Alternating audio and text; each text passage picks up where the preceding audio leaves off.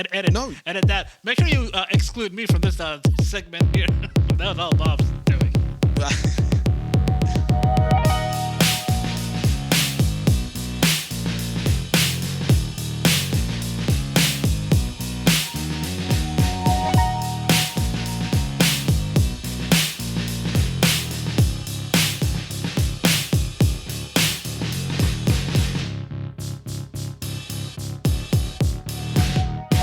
Here we are, Abe. Cast Iron Brains, a podcast that was trying to read up on the latest news out of Sudan, where, over the weekend, on President Biden's orders, the U.S. Embassy in Khartoum was evacuated by military personnel in a dramatic nighttime operation, with 100 U.S. troops and 3 helicopters airlifting out 70 Americans, with operational help from Saudi Arabia, Ethiopia, and Djibouti. You see, back in 2019, the Sudanese military orchestrated a coup against the guy who had cooed his way to power in 1989 and came to a power-sharing agreement with civilian protesters after the deadly and rape-heavy Khartoum massacre. Whatever peaceful transition that was meant to usher in dissolved in another military coup in 2021, with the Sudanese military this time working to overthrow the government with a paramilitary faction called the RSF, which had grown out of the Sudanese military and split off in 2013.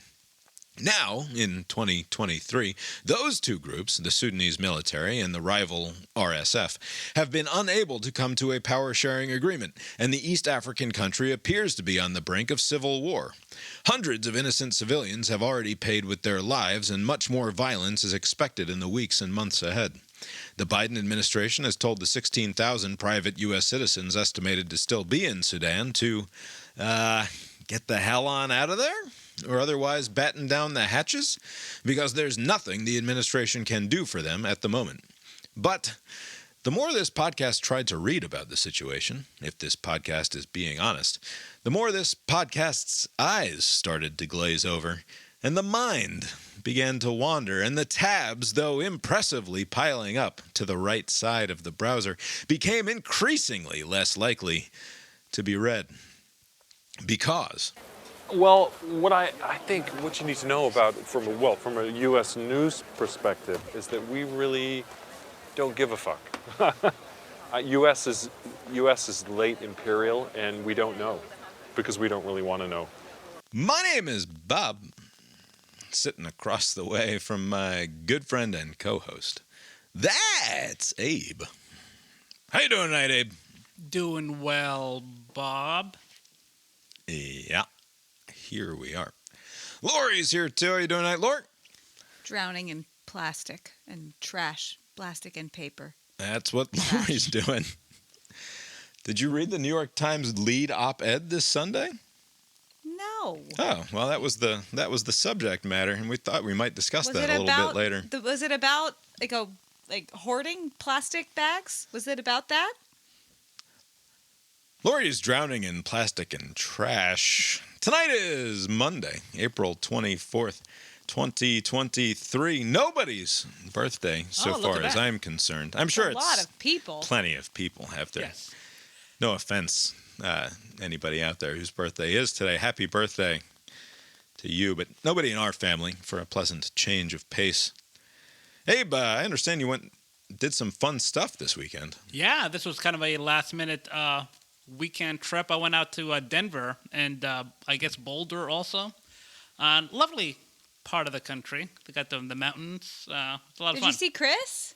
I did not see Chris. This was a very it happened in the last week or so. I actually forgot that Chris lived in Denver. He moves around so much. Yeah, that happens.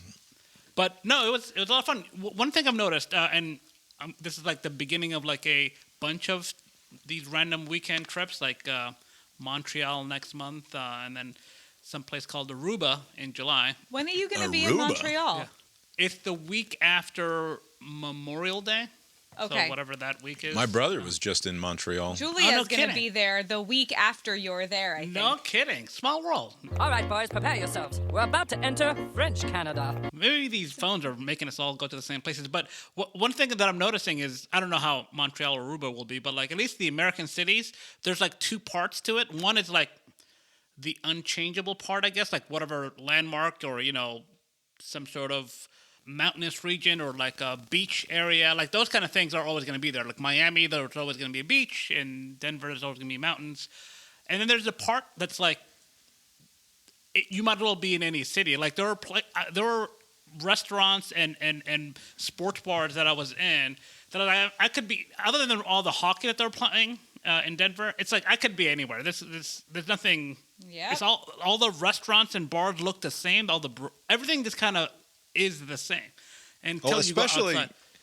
Especially the way that, like, because the places that you're going to go are going to be very similar because you're going to be heading to the hip urban downtown areas. Part. You're going to go to the safe part. College town sort of places. Right. Like, it's not to say that, because I'm sure on the show we've had this similar conversation before with me driving up and down the East Coast, and it's like you're in bumblefuck North Carolina, and it's like the difference between bumblefuck North Carolina with its gleaming new Wendy's and literally anywhere else in the world is or in the United States anyway. There's no meaningful difference whatsoever. That's right. If you're in bumblefuck wherever with a new gleaming aluminum and glass Wendy's, like it's the same thing where you go to the hip downtown urban center of Charleston, South Carolina. It's not that, like, yes, as you're saying, there they will have the riverside or whatever. They'll have the unique local geographical feature. The historic part. Right, but ultimately, it's the same. Everything's the fucking same. And the West is especially a problem because the historic part isn't that old. Yes, that's true, yeah. Like, it doesn't have the dirt and wear on it that the lovely, normal East Coast cities all have. What sort of a bunch of no-kid-having assholes just pick up and decide we're going to go to Denver and Boulder for the weekend out of nowhere? Well, what is wrong with you and your friends? There was only like three of us, and one of the people wanted to go, and I have like a seemingly inexhaustible number of days to burn, and so anytime somebody's like, hey, let's go there, and it's always like, okay, I can swing it, I can do it, and so I do. Let's go there. What awful airline did you put yourself on to? How dare you? So I think after some past experience, like my circle of traveling friends, all the Indian types, I think they've kind of moved away from the cut rate, like good. So no more Spirit Airlines. Now I never had yet bad experience, but they travel more, and recently it's just been like, you know what, fuck it, I'll pay the extra $50, and then it's like, what happened with Frontier? It's like, no, Delta is fine, and so we flew Delta. I think the next few trips are all Delta. Nice. We don't have any problems, but no, it's fun. Why are you going to Aruba? So Aruba is Sluts. So Montreal and Aruba are 40th birthday things. Okay. These 83 people, I know you're one of them, but like you're more of a 82. But like everybody that turned 40, in the Atlanta-based people, hey, my thing, let's go to the SEC, like watch it at a bar, watch Georgia win. Right. Somebody else was like, let's go to dinner in town for those who can make it.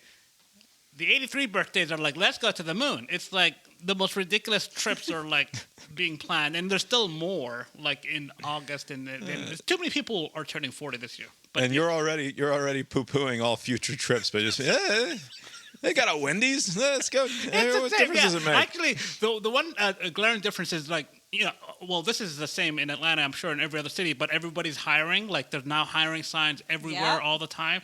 But we went to like a In-N-Out burger, and they're paying like $20 an hour to start or something.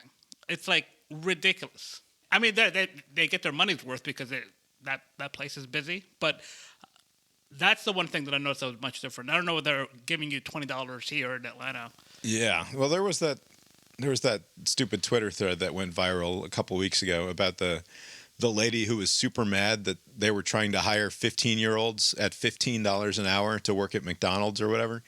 It's like, are you out of your fucking mind? You think that those kids who would apply for that job are going to... Like, we're not talking about slave wages here. $15 an hour for a 15-year-old is spectacular. What are you complaining about? I had a devastating thing happen to me this week. Oh? We went out to the town about 45 minutes away for a baseball game, and at that baseball game, I left behind something that has been near and dear to me for, I think, at least a dozen years or so. It might go back even a little bit longer than that. I know Was it at Domino's or Papa John's? I bought it. I'm fairly certain I bought it very shortly into my tenure at Domino's. Driving. After think leaving so. Papa John's, and I became. I was ready to give up drinking sodas. Like it was at the turn of my attempt to not die in my fucking 20s. Yeah. Like it was, let's not die in your 20s, you stupid piece of shit. So I quit smoking. I quit drinking soda. I started to try to exercise more. And a part of me was like, you gotta buy a good water bottle because if you're not gonna drink the sodas anymore, Don't talk like that. be responsible and buy a good water bottle. It's my inner monologue from when I was 25. What's wrong with that? Yeah, I You was gonna didn't say- sound like that. Don't talk like that. I did. I sounded much fatter. You didn't. But and much, you weren't much, Southern all of a sudden. much What are you talking about? much more Don't certain use of myself? Voices. By the way, people like my voices. What a spectacular success! Your pivot from the 20s. You're still alive into your 40s. Yeah, still alive. Obviously, everything worked. Although now, great. if your health deteriorates, it's going to be the magical bottle. You'll have to go. He would have Right. no So idea the point because is, he doesn't I go to went the doctor. I went to one of the those. There was this place in 5 Points. It was some sort of a place where you could buy a bunch of camping stuff. Camping stuff and Like North REI Face gear. type? Right, you get some. It wasn't REI, but it was like a local sort of REI. Blue Moon Yeah, Outfitters? Blue Moon Outfitters. Look at Fantastic memory by Lori. Spectacular. I have a really good memory. Anyway, they sold Nalgene bottles there in addition to those stupid $200 ugly patterned Patagonia sweaters.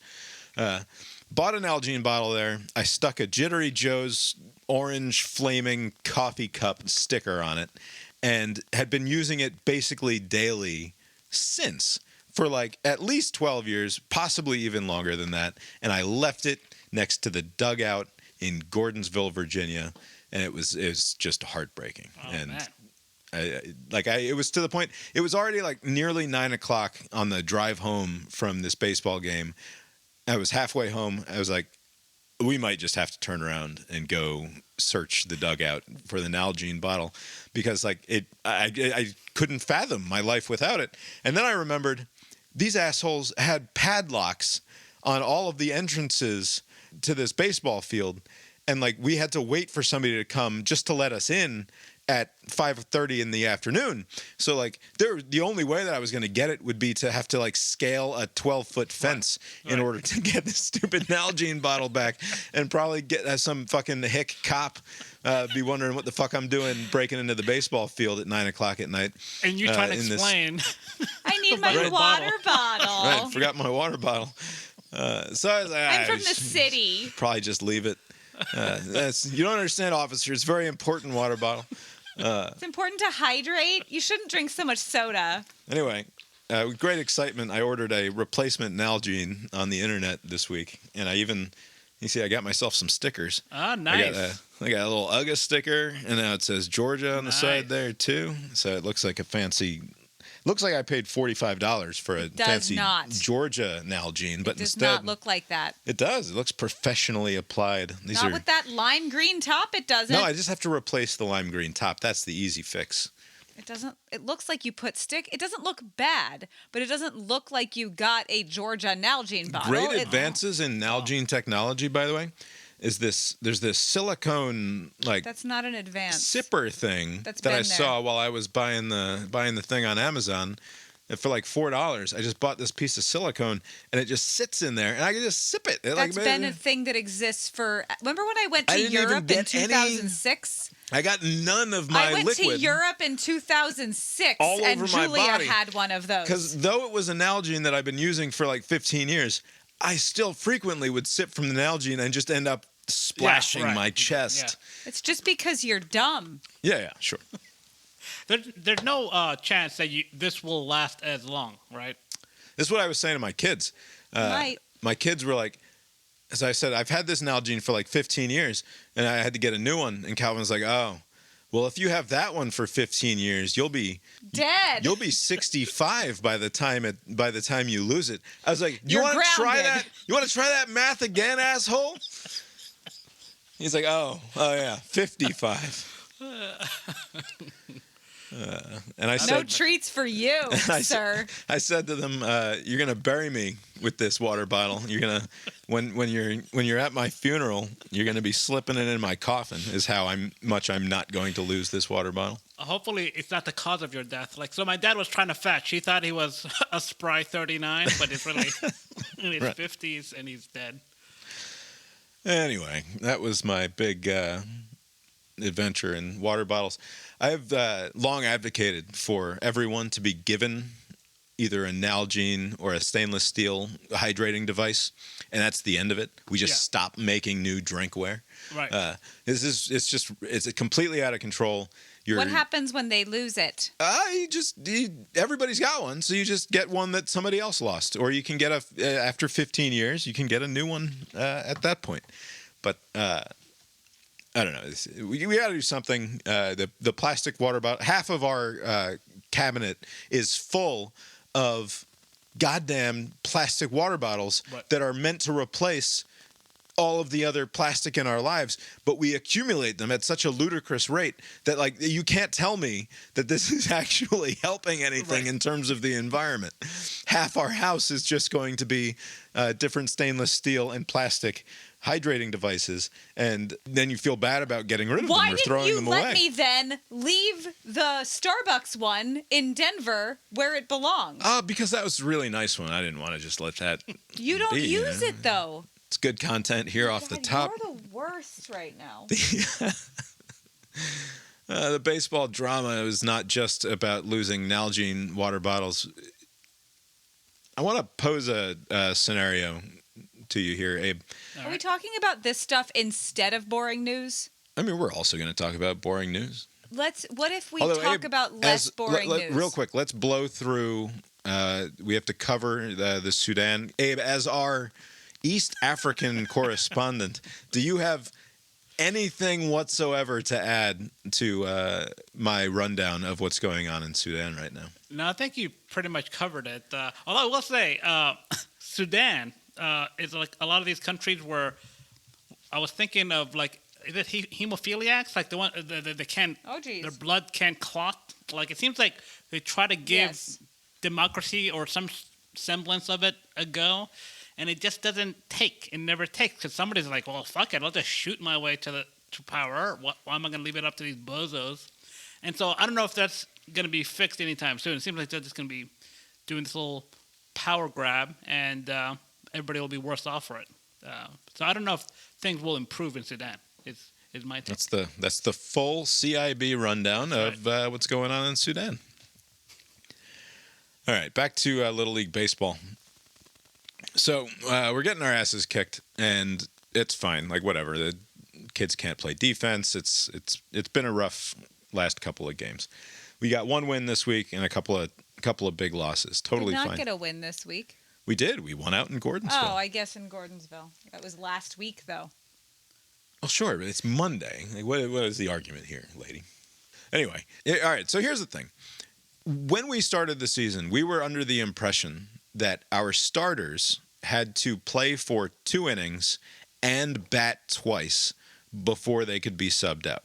That you had to go through the order 2 times before your starters were permitted to be removed. Regardless how poorly they're faring initially. Right. Okay.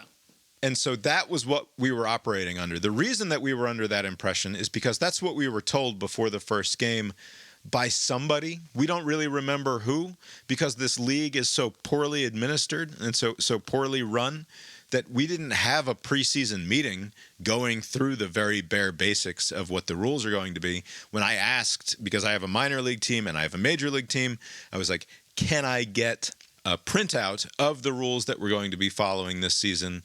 I was told for minors, yes, eventually. For majors, just follow the tournament rules as established by Little League Baseball, which is the overarching national organization. Okay. Which is a fine thing to say, except in order to get those rules, first of all, you have to pay $2 for the app, and they don't really print a book anymore. I think you can get one from Amazon, but it's like $15 or something. But like, whatever.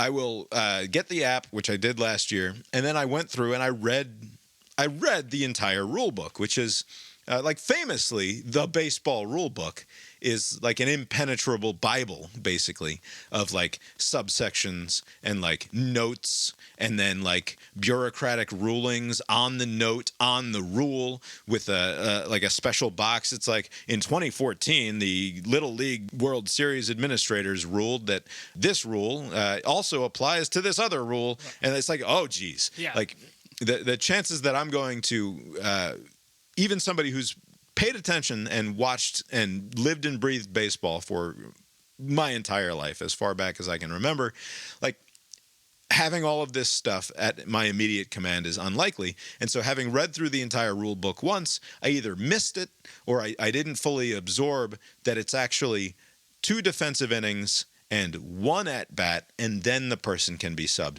And so when the person that we were talking to before the first game accidentally said the wrong thing, where it's 2 defensive innings and 2 at-bats, it didn't register in my head that they were wrong, so the 2 at-bats thing is what stuck in our heads, me and the other coach.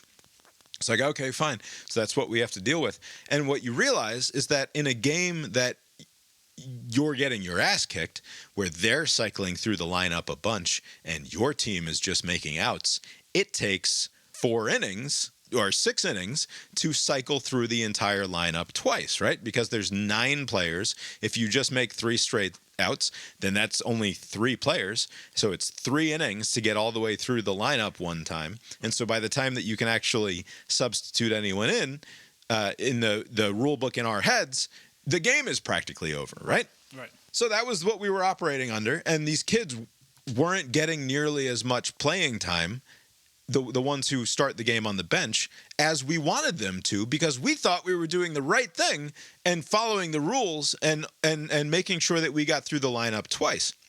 At the end of the last game, when one of our kids didn't get in at all, his father screams from the sideline, like right as the last pitch is made and we shake hands.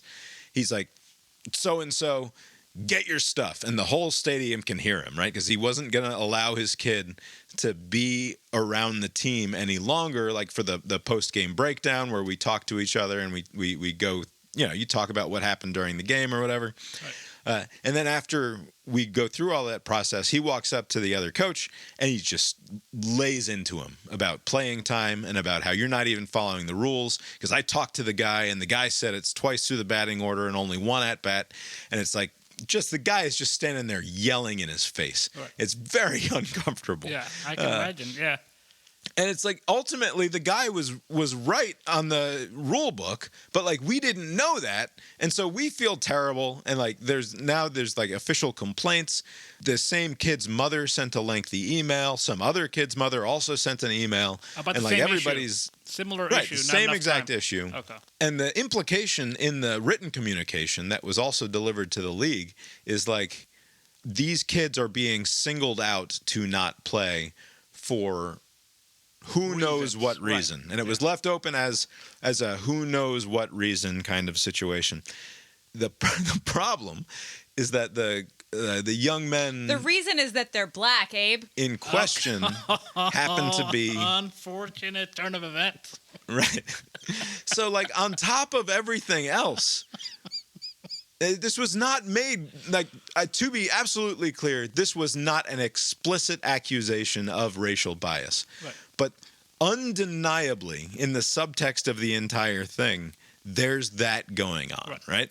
And so on top of feeling bad about shortchanging these kids, on top of feeling bad, because, like, and I don't know the other coach's heart, but, like, I know my own, and the answer is, like, the last thing that I want in these games far more than like not care. Like, yes, I would like to win, but like I don't care ultimately about whether or not, like in the moment I want to win the games, but like the moment that the game is over, I don't care at all about whether or not we won the game. What I care about is whether or not these kids had a good experience playing baseball or and getting to be on the team.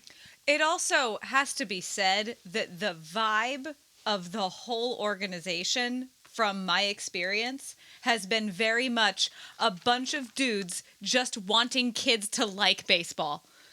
Like, it's all of them. It's just everybody just loves baseball and they know it's dying and they just want everybody to love it and have fun. Like they seem to really, really want it. It's so sweet. The long story short here is basically one of like why nepotism is bad. And so like the watching Succession last night, it was kind of funny where like Greg shows up in front of all of the Swedes and the big Swede boss is like, wait, there's another one of them? And he makes some crack about incest and blowjobs or something. Like it's not clear because they did it in another language and didn't give you subtitles. But like that's sort of our situation with the Little League, which is that the people who are in charge, the administrators, are all one family. And so like they've been running it for such a long time that the other coaches who aren't me, basically, are all friends. Okay. And so, like, there's this social network of a very insular bunch of people who have been running this league for a very long time, who feel no need whatsoever to do any of the administrative bureaucratic work that you would typically expect of a sort of semi-professional organization where you have to all collectively follow the same rules and be on the same page with things. There's none of that. And like, this is something, you got to play them for 2 innings and they got to bat once and then they have to be subbed or they can be subbed. And by the way, anybody who shows up to a game must play 2 innings and must bat at least once. It's called mandatory play. It is foundational to everything that we're doing here. And yes, while we have starters and bench players now in the majors as opposed to the minors when you don't really have that concept, we still are encouraging, and the whole point here is still to get everybody on the field in every game, no matter what. Like that is so fundamental to the experience of the Little League, apparently, but it was never communicated to us. And it's like so clearly the sort of thing that in order to make sure that, first of all, coaches can fucking handle their teams, but more importantly, that kids don't have their hearts broken by the fact that they're not getting into games when their expectation is they're supposed to get into every game. And like at the same time, our expectation is to get them into every game, but according to the rules that we thought we were following, that proved basically impossible if we're getting our asses kicked. And it's just really frustrating to know that because of a breakdown in the administration of the league, all of these kids get their feelings hurt and we get accused of things that are just like patently ridiculous on their face, when all I care about, the reason that I can't sleep at night for months during Little League season, is that I'm scared to death that these kids are having a bad time. It's like the last thing that I want. Let me, so 2 questions. One, when this parent who was upset was taking out this frustration on the other coach, like who settled that issue? Like did the umpire or somebody, like did somebody weigh in and say actually what that guy is saying is true? Like no, so this was after the game. There's no umpire, there's no anybody to settle anything. I quietly walked in the other direction. Like I am not getting in the middle of this. It's like he's got it. Right. He's clearly got this under control. This long tirade of abuse that he's being subjected to. So ultimately it was adjudicated by the league because the mom, that guy's wife, sends a long email like filing a formal complaint. Because like also within the rule book is if this doesn't happen, then there should be written discipline filed like at the league office. Oh, like there should be some sort of account. This shouldn't be going on without some sort of documentation. Right. And so like it starts a process. And so like on the bright side, the league administrator, the guy who's in charge of the whole thing, the commissioner, eventually after multiple emails back and forth, is like, I talked to the coach and talked to the other and saw emails back and forth, and it seems pretty clear that this was a good faith misinterpretation or misunderstanding of the rules, and he wasn't trying to hurt anybody's feelings, quite the opposite. And obviously, moving forward, the rules will be properly followed. And he didn't quite go far enough as to say like, we clearly fucked up and didn't explain things properly to the people that we put in charge around here. Because like all it would take is one meeting. Like you just have one 45-minute long meeting before the season starts, and you invite all of the coaches and the assistant coaches and whoever, any parents who want to come to better understand what's going on, and you go to some gymnasium somewhere, or just do it at the baseball field. Like it's fine to just do it at the baseball field. You don't need to rent a space or anything, and you just have a talk. Right. And like I would happily put together an itinerary for them. Like it wouldn't be complicated. There are some things that you need to hit. You say that, but you don't volunteer yourself to do it. Right. Well, I have volunteered myself to help out a little bit more in the past and to run like a spring camp before we get started. That's not the same thing. And it's never followed up on because these are people who have been running the show here for so long. It's like, nah, we got it. It's going to be totally fine. And it is very clearly not going to be totally fine. Let me ask you, were there games where the other team was subbing at a faster pace? Like that never came about? Like that So sort that's of thing? the other aspect of But this. they're going through the lineup faster. Yeah, so it's less obvious. It was less clear, but also at the same time, having read through the rules a few times and sort of absorbed them now, and now thinking back on previous games, it's 100% the case that other teams have not followed the substitution rules as they are laid out in the book. And like, if we're going to object to that, the thing that we're objecting to is by the book wrong, but also like, you just sort of feel like you're accusing them of cheating. Yes. When you're like, you're doing this, and it's like, this is just a stupid game between kids. Like, how seriously are we supposed to be taking this? But because there's no central authority that has very clearly made it clear that we need to follow these rules as laid out in this book exactly, any objection to the other team's sort of, I wouldn't even call it shenanigans, just accidental misuse of the substitution rule, in all likelihood, would appear to be an effort of bad faith by us just to get them in trouble or just to stop them from doing what they want to do with their team, when it wouldn't be the case. Like, we're just trying to all hopefully follow the rules here, but because there's so little leadership from league administration on this very issue, it's hard to feel like you can speak up. And I don't know what you can do. And I don't even know, like, I don't know how these people end up in charge of little leagues like this. Like, I assume I mean, it's like you said, nepotism. It's just because it has been. Well, but I assume that networking. the chief guy like wrote to the little league organization at some point and like made himself available to them and then got assigned this district or something like that. But I have no idea how it is. Like, Used to be called Dixie. yeah, not that I want to challenge his authority and like try to do a hostile takeover of the league, but like it would really help to have competent administrators in charge here. Anyway, I guess that's all I have to complain about with the baseball this week. This is the first time this has been a problem. Right. But it seems like angry parents, I mean. There's so much of all of this actually could be avoided if they just kind of cleared it up at the top, just like at the start of the season. Like, hey, these are the rules. Figure it out. Right. And I think that the parents wouldn't be as upset if we weren't also getting our asses kicked. Yeah. Where it's like, well, the shortstop made 3 errors on one play. What difference does it make who's the shortstop? Right. Like, just put my kid out there. Like, who cares? What are we talking about here? He's sitting on the bench on a team that's throwing the ball into the stands half the time. What is the point? Right. It's not quite that bad. But there was one other note that I wanted to circle back to on Sudan, and it's not specific to the Sudan thing. It's in part related to the fact that Joe Biden is expected to announce on Tuesday, so day that this episode comes out, is the 4-year anniversary, apparently, since he announced his 2020 bid. Oh. And in a neat bit of symmetry, apparently, the administration plans to announce that Joe Biden will be seeking a second term tomorrow. I would like to make a bold prediction, which might strike you as absolutely ludicrous. I guarantee that Joe Biden will he is going to make this.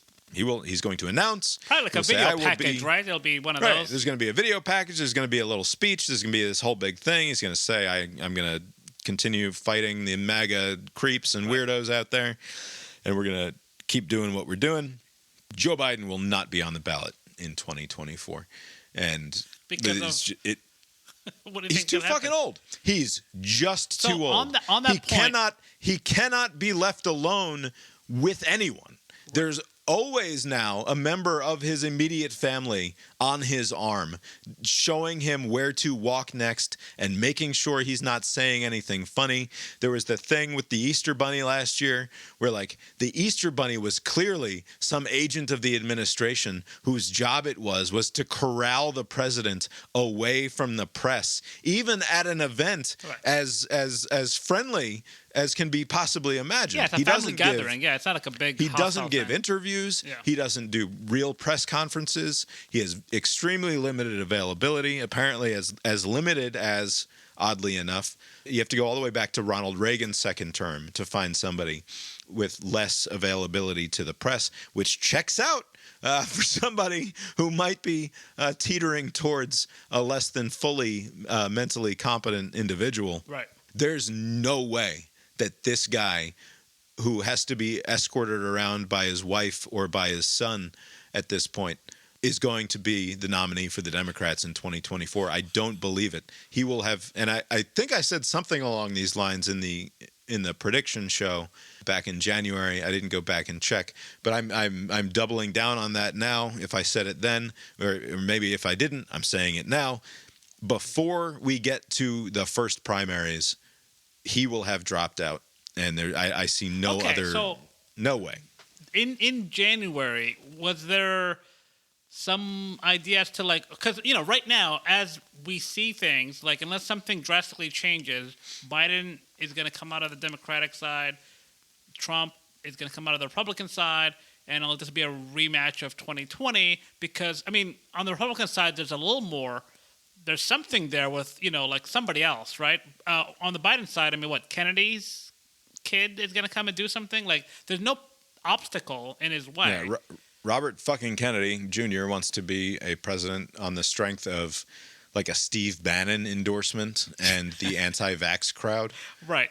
Seems to be the plan. Right. So there isn't a clear obstacle that would, other than the president himself saying, look, I was old then. Like, I'm sure some of you are surprised that I'm still, hanging around 4 years later, but here I am. But to ask for yet another 4 is be kind of ridiculous. And what's odd is that you do have the clear example of the senator from California going through this thing where people were asking, like, why did they send her back to the Senate when she was like 84 or something? She was old then too. Like, well, this problem could have been resolved a long time ago by just bringing somebody else in. Same vote, could vote the same way. So why this person? Why this specific person? And on the Biden side, you're right. If these challenges are happening to Biden now, the first 4 years, the second, set of 4 years is going to be a lot worse. He'll be what, like 86 by the time he's up there? Like, I fully think it's impossible that he can be the president for 6 more years. Like, I just don't see how. Because he would be, conceivably into what, January of 2029? Like, the end of the decade? Like, if he were to go the whole way? What drives me nuts is that, like, Joe Biden was never great, and he's very clearly completely lost the fastball. Right. Like, at best, the kindest thing that you can say is that he doesn't have the fastball. And you can say the same thing about watching videos of Donald Trump from the 90s versus videos of Donald Trump now. Like, he's clearly experienced a sort of slowdown. Trump covers it up with bluster and insanity and other things. And Biden actually, from time to time, also covers it up with bluster and insanity and doing that thing where he starts going off on some crazy tangent and he completely forgets what he's going to say. And then he's like, I'm probably shouldn't say any more about that. Probably they'll get mad at me if I say anything else, which is his go-to, like, I'm just hiding the demented thing that just happened in my brain. I am not a medical professional, so I don't know, like, yes, there has been some decline there, but doesn't it sometimes seem like that's just him? Like, he just kind of, like, goes into dead-end kind of sentences. He'll just stop, or he'll just say something and move on to something else. Like, right, and I'm sure that his media people have trained him, because this is there are stories about his incredible ability to just diarrhea mouth it for hours on end. Apparently, he's like one of the all-time great, like, put him in a room with a bunch of other people and stick the conch in his hand or put a microphone in front of his face, and he'll just go for 3 hours and just never stop, apparently. Wow. And his handlers obviously stopped him from doing that by getting him to like having these devices that he'll say instead, with I probably shouldn't say anymore, you talk now, right, is the sort of thing that he does. But also, again, giving him the absolute full benefit of the doubt, you must at least acknowledge that whoever he was 20 years ago, he's not the same guy now. Right. And it just strikes me as incredibly irresponsible to imagine that you are yourself completely irreplaceable as the president of the United States, when you're obviously not. There are dozens of other people at bare minimum, if not hundreds and thousands of other people who would be better suited to this job for the next 4 years. And I don't see how he stays the nominee. Again, I just don't see what could possibly happen other than a natural cause kind of thing. He's not going to just not run. I think it will become increasingly untenable to run him out in public, and they can't run the same. They probably could with Trump. That's the other thing. So, with all this availability, he didn't do a lot of press conferences and all of the stuff. Maybe we were doing too much of that in the first place. If Trump runs... because think about it. Okay, so the thinking is more camera time is a plus. He's doing this out of necessity, so I'm not making that argument. More, right? Some. He doesn't give interviews. He doesn't do press conferences at all. Right, but it seems to me like we're kind of entering this new phase where a lot of the long-standing practices are no longer going to apply. Are we actually going to have debates between the Democratic candidate for president and the Republican candidate for president? Wasn't there some thing years ago where the Republican Party said they were they were talking about not partaking? I don't know if they walked that back, but the decisions people are making, they don't make it in the same way anymore. People are not going to tune in for a Trump-Biden debate to decide on Trump-Biden. These people have been around for a minute now. You kind of know who they are, right? So it's a lot of the stuff that people would point to say, okay, this was a turning point in this race, and he got off a good line there. I don't know. Is that a thing anymore? If Biden just said, let's just run it back, I'll just be in the basement. I don't think it's a thing anymore, but exclusive, right? But okay, we'll get back to the basement in a second. Yeah. I don't think the debates are a thing anymore as long as Trump is in the question. Right. Just because you don't tune in to find out policy differences, you tune in to watch the fireworks and hear the culture war nonsense. Right. So as long as it's Trump versus, then yes, the debates are an entirely different animal, and probably one that doesn't have to happen except for the theatrics of the whole thing. Right.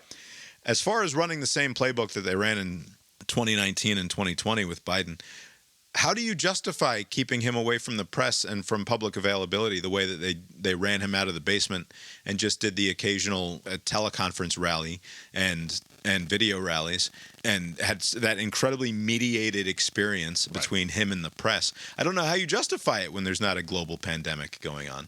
And I guess they say he's very busy with all of the time that he spends in Delaware. Probably that or that at will Camp be the David. Angle.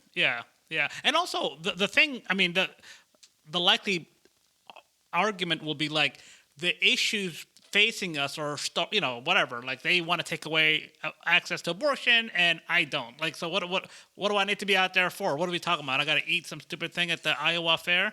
Leave me alone. I'm old. I'm gonna ride my bike in Delaware. Fuck off. You don't think that? I think that would play. People are not deciding based on the way that they did. Then this essentially gets to the reason that I brought it up at all, which is that the reason that Biden thinks that he is permitted or even required to run again, despite being so remarkably old and so remarkably unfit to carry the office on through 2029, for fuck's sake. 2029 is how long he would be in office if he lived and won in 2024, is because of the existence of Donald Trump, right? That it is only justifiable because of how completely unacceptable the alternative is to a huge number of Americans. And Biden himself is incredibly unacceptable to a huge number of Americans. But if you then throw Donald Trump into the equation and it's that guy versus that guy, Joe Biden becomes suddenly that much more palatable. And like among the many problems with having a thoroughly reactionary, sort of fake populist, anti-institutionalist, anti-state party, which is currently represented by Trump and the Trumpening, is that the governing party or the establishment, in this case Democrats and sort of the media, the mainstream media writ large, it makes the status quo that much more entrenched and effectively impossible to criticize. So like Jean P. What's her name? The press secretary? Yeah, the press secretary, Jean Pierre. She's terrible. She's just awful at this job. She gets up there and she just says things and she doesn't respond to questions. She just reads back the same fucking copy over and over again. And there's no incentive whatsoever on the part of the Biden administration to even acknowledge that they should be doing a better job or that there are things that they can be doing that are better. And there's very little incentive by the press corps to insist and to ask hard questions, because lingering at the back of everyone's heads is the reality of the alternative, right? As long as Trump still stands there and DeSantis gets painted in the same light oftentimes as the end of democracy, as the threat, the existential threat to the entire country, it only alleviates the current governing structure of their responsibility to actually do good governance, right? That we no longer have to hold Jean Pierre and the entire administration that she represents accountable in the same way, because we are constantly reminded of the existential threat that exists on the other side. They need to do nothing but throw out occasional lip service to the rowdier elements of their own caucus.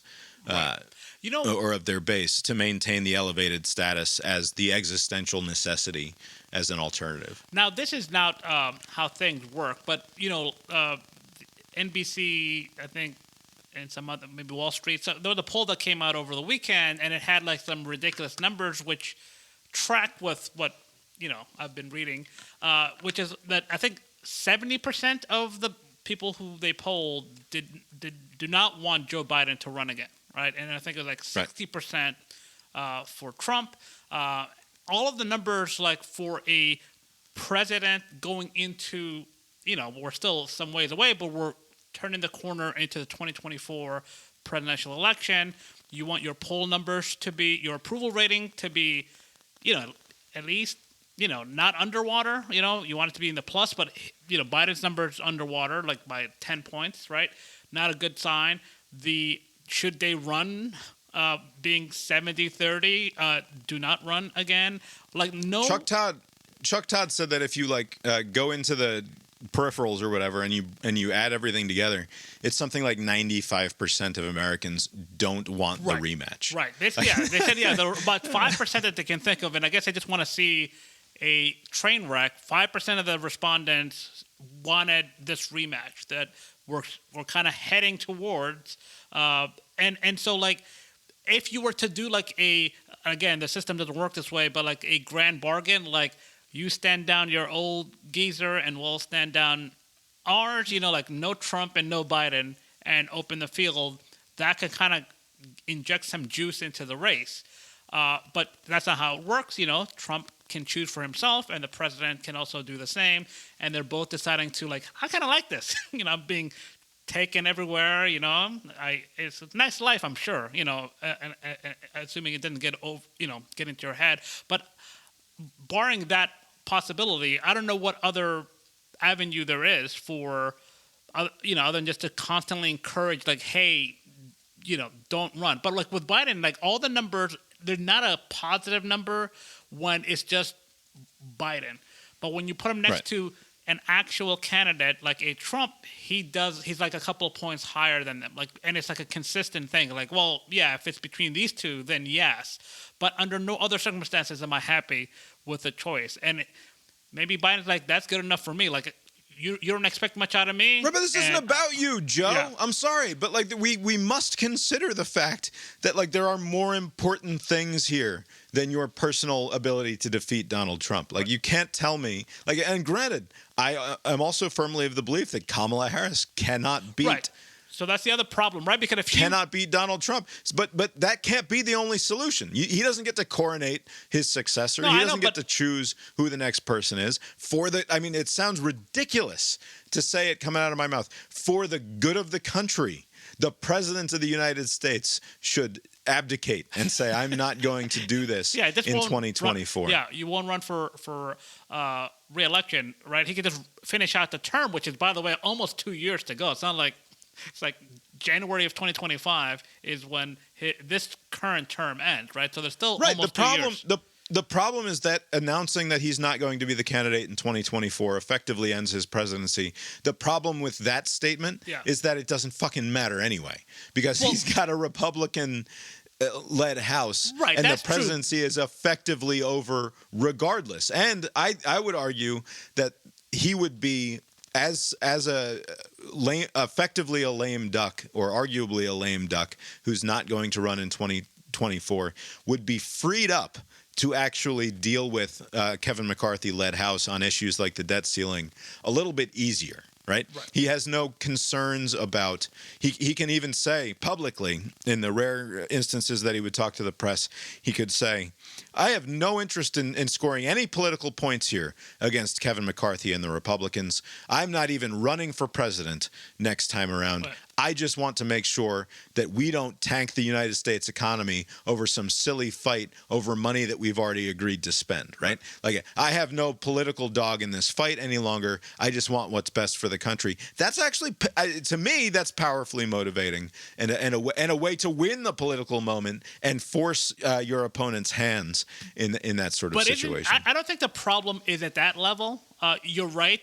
He would be able to navigate the last year and a half of his presidency the same way, because like not much is going to pass anyways in 2024 during the election season. But the problem is not at that level. I think the problem is like who is going to replace him. Basically, he kind of finds himself in Okay, but we're in the same situation with the Republicans, right? No, but what I'm saying is, okay. For all the talk from the Republicans about how we're going to have a smaller field this time, I don't believe it. We're going to end up it'll with be like smaller than 2016, right? But it's still going to be a good still think number. it's going to be like 15 or 18 people, I think, when it's all said and done. Really? I was thinking like, you think, I mean, that's basically what it was in 2016. You think it's going to balloon to 16 to 18? Well, let's go through it, right? So far we have Donald Trump. Right. We can expect to see Ron DeSantis. Mike Pence is all but in. Yep. Nikki Haley is in. Tucker Carlson. Tim Scott. Vivek. Yeah, that's right. Right. Tim Scott is in. Yes. The Indian fella. Vivek Rema. Right. That guy? He's in. Yeah. I think that's all. Or Asa Hutchinson, right, is all but in, if he's not actually in yet. Yes. So that's 7 definites, we right? got Pence, right? Yeah, I said Pence. We're going to have Chris Christie is 1,000% going to What be happened, in. by the way? Like a week ago, it was looking like, okay, he's going to stay out of this. But now it sounds like he's gearing up for a run. And also Sununu, right? Sununu is absolutely going to be in Right. up in, is it New Hampshire? Or I think it's New Hampshire, right? Live Free or Die State. Yeah. Your boy, Youngkin, you don't think he was kind of making Glenn some moves? Youngkin might get in. Yeah. Kemp in Georgia might get in, No. plausibly. Kemp is not going to run for president. It's not out of the realm of possibility. I wouldn't count him out, especially if people like Youngkin and Sununu start sticking their heads in there. Right. Like, why wouldn't he? I guess that. And if DeSantis continues to not dominate the rest of the field the way that it looked like he was going to, I don't think you can rule out Kemp at all. Yeah, so then you'll get up there. You'll be past like 13, 14 I people. assume that most of the senators who have run in the recent past are done. I assume that certainly Rubio. Lindsey Graham is done. I assume that Marco Rubio and Ted Cruz are not going to bother this time around. Tom Cotton and Josh Hawley, I believe, have both already said that they're not going to run this Pompeo's time also around. not going in. Bolton's not going in. Yeah. But, I mean, there's still a sizable number of people.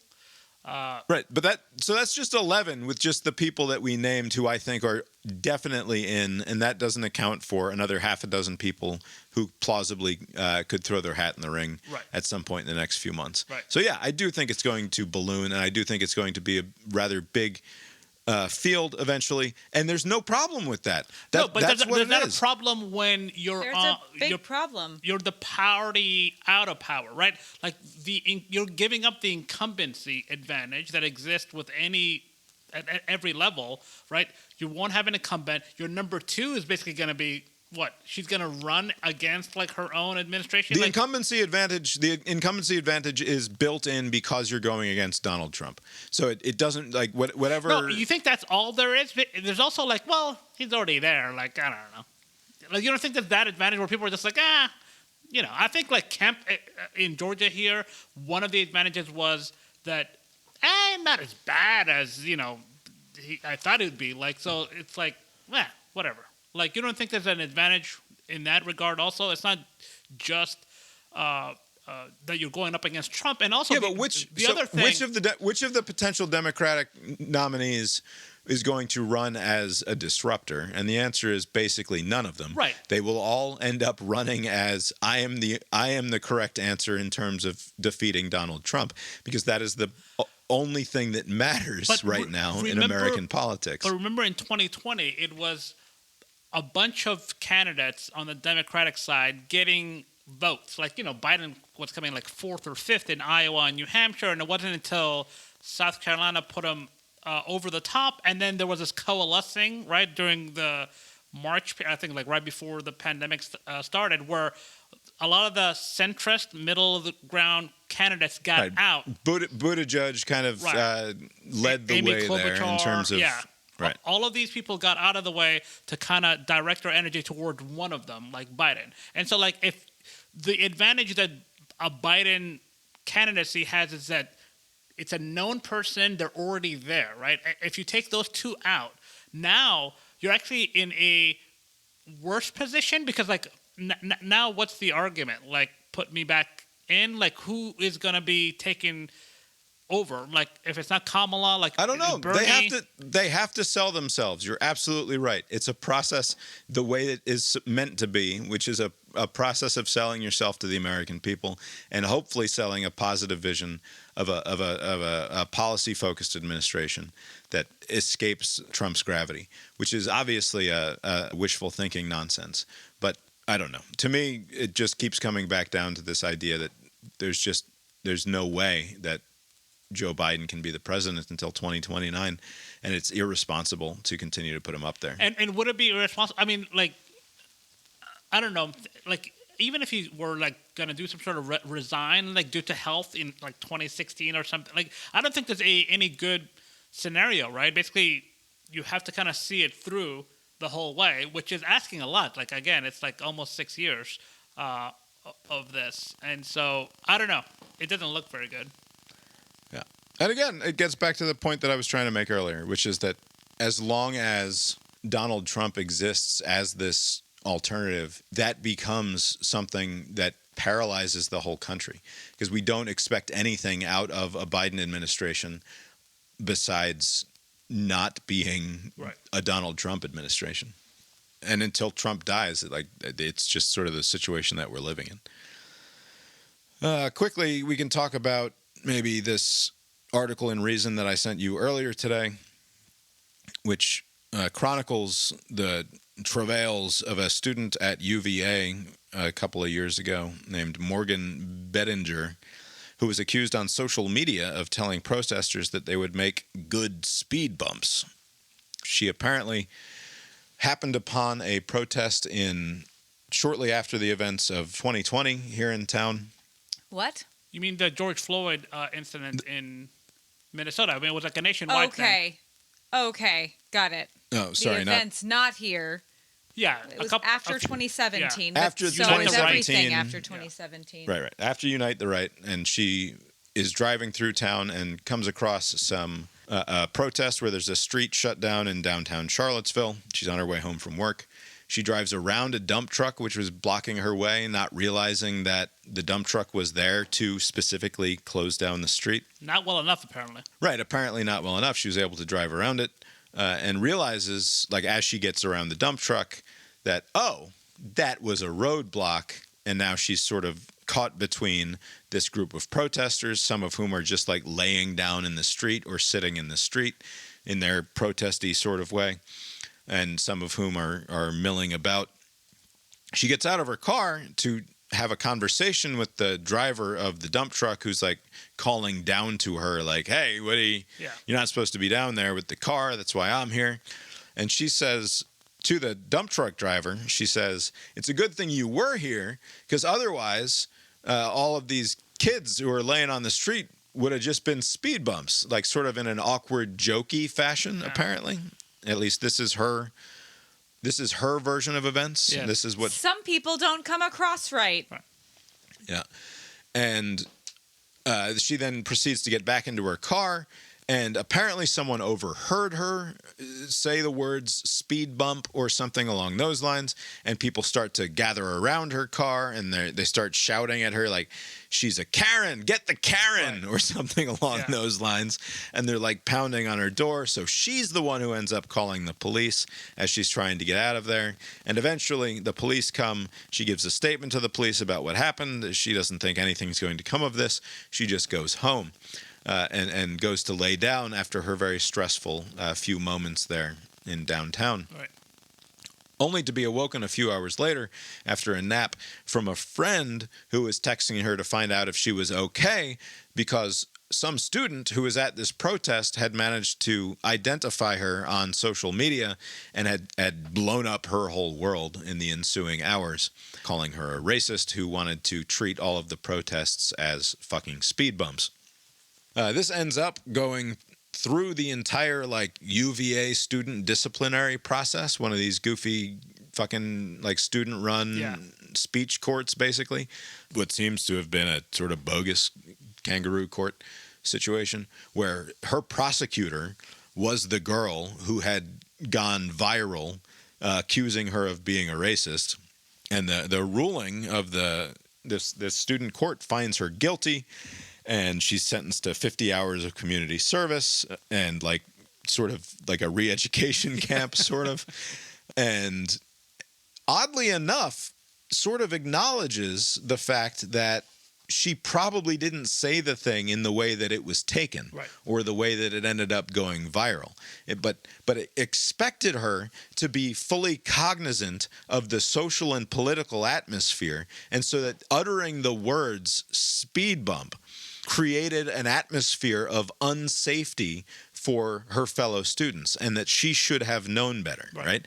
That she was, if not doing actual violence, then stepping right up to the point of doing violence and therefore creating an atmosphere that was dangerous for her fellow students. They called her a racist on the invocation of it's like, because what is the distinction between that they make between use versus mention, right? So like when we talk about the N word or the F word or whatever the bad word is, and if you're describing like this person called me a faggot, that's different than saying you're a faggot, right? Obviously, there's a use mention distinction there that apparently we have decided to collapse entirely, and simply uttering the syllables faggot is enough to get you in major trouble, like you were doing a violence, right? But she didn't say the bad word, right? She didn't say, look at all the N-words running around out here or anything along that line, which would be a bad thing to say, right? Obviously, and a racist thing. They got a use mention distinction problem out of speed bump. Right? Like literally that's what's going on in this case is that they've collapsed the use mention distinction for the phrase speed bump. Sure, people are sensitive. And tried to get her kicked out of school. Tried to ruin her life. Oh, yeah. It's insane. Yeah, that's true. Not unlike, it's almost like, I mean, they're not making the exact comparison, but it's almost like shouting a fire in a crowded theater. Like, it's like you should know the environment where you said this thing. Like there was an incident, and I mean this is what 3 years apart. Like 2017 is when Unite the Right rally happens with the car plowing through all those people and killing one. 3 years later, in the summer of 2020, you say this flippant kind of comment. One person hears it, and then the story kind of turns. Right. What's interesting in the article, there was a section where she pulls, over. She kind of was looking around like, what the hell's going on?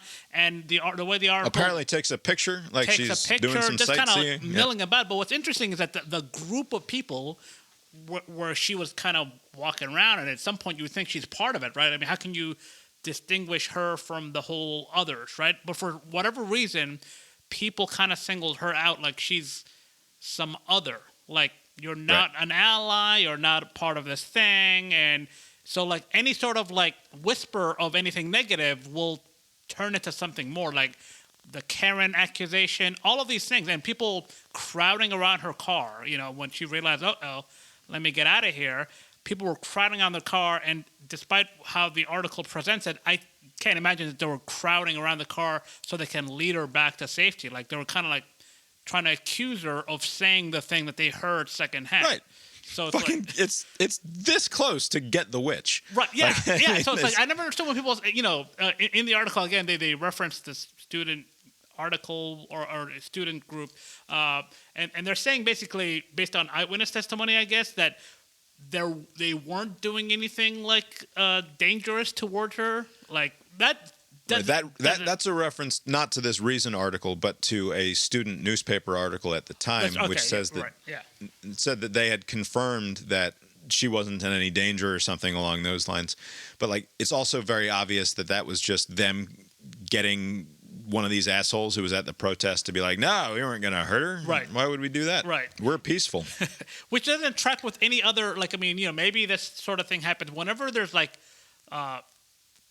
there's a tense situation and there's a lot of people out and about and they identify somebody who's hostile to whatever cause that they're for. The mob mentality is not a very good place to be in. Like, so I can imagine the crowding around people wasn't like friendly. Right. And so, yeah, the whole thing, I don't know how all of this spiraled out of control, but basically everybody just took everything because as fact. somebody was angry and had a cell phone video and started accusing the pretty white girl of being an awful racist who was going to run her over with her car. Right. Like, and what's sort of flabbergasting to me, and it shouldn't be, but it is every single time, is the jump that happens in people's heads to racism from nothing, right? You take somebody who you believe to be opposed to you politically, and to be fair, this girl probably was opposed to them politically, right? Was she? I mean, maybe in that specific incident, but like her backstory, she's not entirely like some MAGA person. It's not like she's that. Right. But also, she was not participating in the protests, so therefore, she must be as you were saying, some sort of other from the crowd. Right.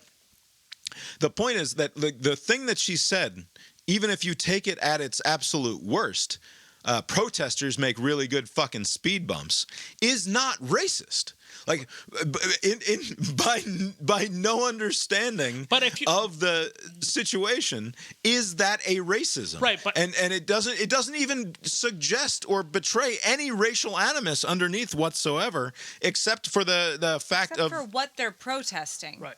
And also, yeah, I mean, sure, but that's an additional step. That's doing more mind reading of what's going on in this situation. And I'm not pretending like every asshole who says I'm going to go running through that group of protesters who are blocking the highway is a perfectly good person, right? Yeah. But it doesn't mean that you're a fucking racist because some of the people who are at the protest happen to be black. Maybe it's a silly thing, but like the idea that this girl had her entire reputation ruined on the basis of her saying the word speed bump in a joking fashion. But then even if you take the absolute worst version of what she's saying, it still requires an added layer of cognitive mind reading to then make her a racist out of it. But people are incredibly quick to do that. Now, it's important to note that would not be the first leap of assuming something about somebody, because again, like, they singled her out. Like, she wasn't, I mean, I don't know this for sure, but she wasn't like making a big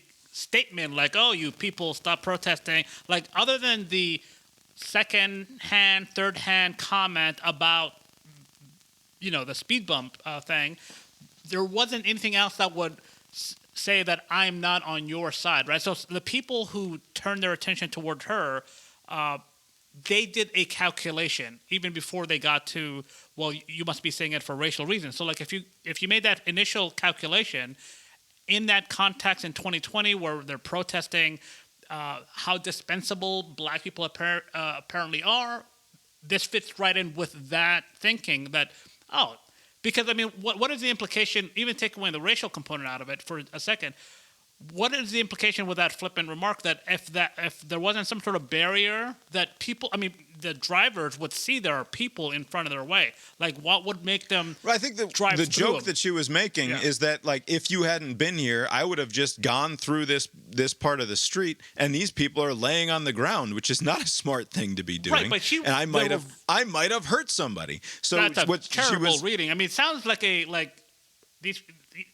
To the people listening to what you're saying, they're going to take that as a hostile statement. Like, we're visible. Yeah, we're making noise. Right. We're obstructing your way. They took it as a threat. Right. And she was trying to say, like, I've always been taught not to lay down in the street. Right? Like, which is the correct position to take, by the way. But I mean, but it doesn't mean you should run over people. Again, it's a flippant But that's comment. not what she was saying, right? To be clear, she was not saying you should run over people. She was simply saying, I don't think that she was saying... How does something become a speed bump without having been run over? I mean, but just by its very nature. To me, I take it as a self-deprecating remark, which is I'm a ditzy person who doesn't even pay very good attention. Right. And it's a good thing that there was it's a good thing that there was a big truck here, or else I might have run somebody over. Right? It's the sort of joke that I would make about if I was like an absent-minded driver type person. Right? Like, to me, that's what she's doing there. I don't think that she's suggesting. Why are you so generous to her and not me? I say stupid shit all the time, and you say I'm an asshole. I don't. When have I ever called you an asshole? You do. Anyway, it is. Bob is perpetually embarrassed by me wherever we go. Right. I'm saying the wrong thing and doing the wrong thing. No, I'm just nice. All I am is nice. You're a socially awkward person at times, and people can easily take you the wrong way. That's all I'm saying. The sequence of events, this person, I mean, not to be too judgmental, but like, you know, like in Madden, how back in the day they had like these different categories like speed, strength, and whatever, and there was like that awareness number, and where like not very smart players had like a very low awareness, like where they wouldn't even know what they're doing in theory. Like, she must have a low awareness level for their. You know, during that period, there were a lot of protests. You know, there were a lot of different demonstrations. There were a lot of things going on. Totally unaware. That's fine. She's not aware of this. She sees some impediment to the regular road she travels on. Oh, no, that's weird. I'm going to drive around it. I'm going to get out of the car, mill about, make flippant remarks. Like this. The sequence of choices this person is making is very weird. Like, what are you doing? Are you saying that she's a dumb 20-year-old girl? Yes, absolutely. She's a dumb. I agree with you. Yeah. We should take her at her word that she was a dumb 20-year-old girl rather than an evil racist hate monger who wanted to do violence to people. Right. Like, whatever. Reading through the whole article, I think, is worth your time if you wanted to check that out. It was a good read. The student body, what was it, like UJC or some stupid group, student-run group? They in the article they described this very thorough process. They were trying to say, oh, they're not like the other student body organizations out there who are. Well, that's what UVA would say. UVA is the worst. They think they are very special when they are just like everybody else. Right. They were talking them up, and then they're like, well, they decided that this person was guilty despite a lack of evidence. Like, a lot of the stuff happened secondhand, third hand. There were stories that weren't lining up. You know, like a lot of problems with the theory that this person was just being this malicious person, but somehow also exposing themselves to harm. Like, I'm going to walk into the danger. Like, who would do that? None of the story adds up, but they still found her guilty, and she's got to do some sort of 40 hours of community service of some. Right. The atmosphere at the time demanded fucking scalps, and she was the right scalp to get at the time. There's no doubt about it. By scalp is any. Like, basically, if anyone that kind of was similar to her that was walking about, and it just takes a couple of people. There was a 60 Minutes segment this week that was talking about some Ray Epps fella who was like a MAGA type. He was at the January 6th place, and he was doing all the stupid stuff all the other people were doing, but for some reason he was singled out as like, hey, you may be like an agent provocateur, and it doesn't take much for people to just say, oh, that could be true. And then it becomes true. Like, everybody just runs with it. Nobody ever, like, looks into it. Nobody verifies anything. And so with her, like, when that accusation was first made, people weren't like, are you sure that's what happened? They're like, yeah, that sounds like something that person who I've never met before would say. And then... Believe women. Believe black women. Right. Believe marginalized voices. Like, elevate marginalized voices. It's all this fucking nonsense. Yeah, I don't want to believe the women. Edit that. Make sure you exclude me from this segment here. That was all Bob doing. No one should be believed outright. That is true. But they're moving from a position of just I think messaging is like, there are some people that always want to pick like the worst way to communicate something just for a fact. That's kind of like the, obviously the defund the police thing. It's basically like there are arguments you can make and say, if the help is hurting. A perfect example is the Tennessee 3 assholes who are 100% right that there should be a broader conversation about gun violence in Tennessee, and who are 100% wrong about the way they're going about it. Right? Like, fuck you walking into the legislature and like apparently throwing coffee on people in your activist days, and now walking into the legislature with your coffin, with your infant-sized coffin, as though you're making some grand point. Fuck off. Yeah, I assume they're just trying to shake things up over there. But yeah, not very effective ways to go about it. No, revolutionary means are never the correct solution. At no point. I mean, yes, at some points when the situation is completely untenable, revolution is the only answer. I don't think we're there yet. I think that our institutions will hold. Whatever. That's bigger, stupider conversation probably. Did you want to gloat at all about Tucker Carlson, given your insistence that he's going to run for president in 2024? Are you standing by that? Well, I got a text from Jerry, Thousand Man Jerry today, the surprisingly handsome Jerry, who looks sort of like Tom Womagants from Succession.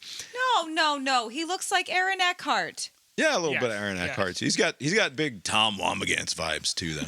Well, he's got the Womsgam. It's because of being a wife guy. Yeah, a little wife guy action there. Similar He doesn't vibe. look like him. But a similar vibe. Anyway, Jerry wanted to know if you were being obnoxious yet about Tucker Carlson's departure and how it lines up neatly with his ability to run for president in 2024. I shared a clip today with you from Twitter, an interview that he had with the semaphore guy, Ben Smith, and how he definitely wasn't going to run for president. I'm curious about your ambitions. You know, there are friends of yours, to the extent you've still got them in Washington, who are talking about you're running for president in 2024, and I'm curious what your thought process is around that. I have zero ambition, not just politically, but in life. My ambition is to write my script, by 8 p.m. And I'm not just saying that. Ask anyone who works with me or knows me. I don't think that way. I don't want power. I've never wanted power. I'm annoyed by things. I want them to change. But I've never been motivated by a desire to control people. I despise the libertarians, but my instincts are almost all libertarian in that way. And that's true. So you're not running? I'm not running. I don't want to belabor that one. I'm a talk show host, and I enjoy my job. What do you think, Abe? Is he going to run now that he's freed up from his multi-million-dollar contract at Fox?